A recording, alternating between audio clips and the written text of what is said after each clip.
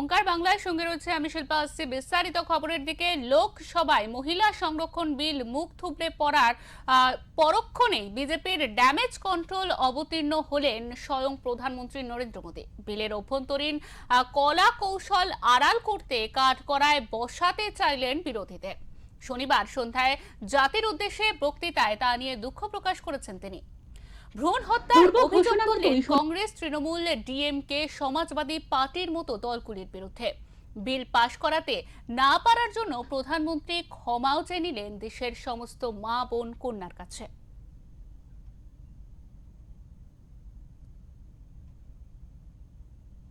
8:30টায় জাতির উদ্দেশ্যে ভাষণ দেন প্রধানমন্ত্রী।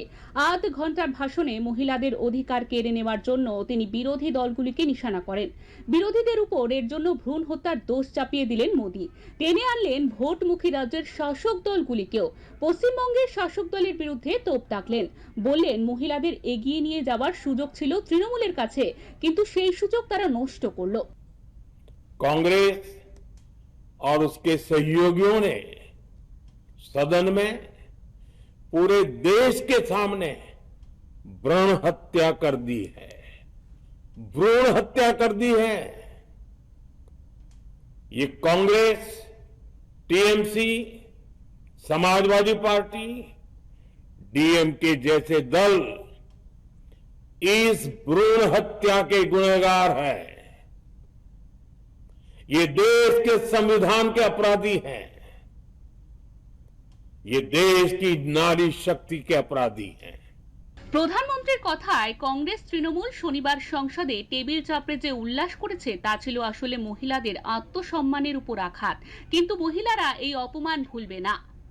দেশের মহিলারা যখনই তাদের এলাকায় এই নেতাদের দেখবেন, মনে পড়বে এরাই সংসদে মহিলা বিল তথা নারী শক্তি বন্দন সংশোধন বিল আটকেছে। ये नारी हित का प्रस्ताव गिरा तो कांग्रेस, डीएमके, टीएमसी, सपा जैसी परिवारवादी पार्टियां खुशी से तालियां बजा रही थी। महिलाओं से उनके अधिकार छीनकर ये लोग मेजे थपथपा रहे थे। প্রধানমন্ত্রী আরো বলেন বিরোধীরা এই পাপের সাজা করায় গন্ডায় পাবে। তার মতে নারী শক্তি বন্দন বিল কারো অধিকার কেড়ে নেওয়ার জন্য ছিল না। 2029 সালে লোকসভা ভোটে মহিলাদের অধিকার সুনিশ্চিত করার জন্য ছিল। মহিলাদের সামনে থেকে বাধা সরানোর জন্য এই বিল পেশ করা হয়েছিল। এই বিল পাশে ব্যর্থ হওয়ায় বিরোধীদের তীব্র কটাক্ষ করেছেন তিনি বলেন প্রতিবার এক বাহানা দিয়ে মহিলা সংরক্ষণ বিল আটকে দিয়েছে কংগ্রেস, তৃণমূল আর ডিএমকে। নারী শক্তি বন্দন বিল আটকানোর অন্যতম কারণ হলো এই পরিবারবাদী পার্টিদের ভয়। প্রধানমন্ত্রীর অভিযোগ মহিলারা মজবুত হয়ে গেলে তাদের মৌরসি পাট্টা চলে যাবে। ব্যুরো রিপোর্ট, ওঙ্কার বাংলা।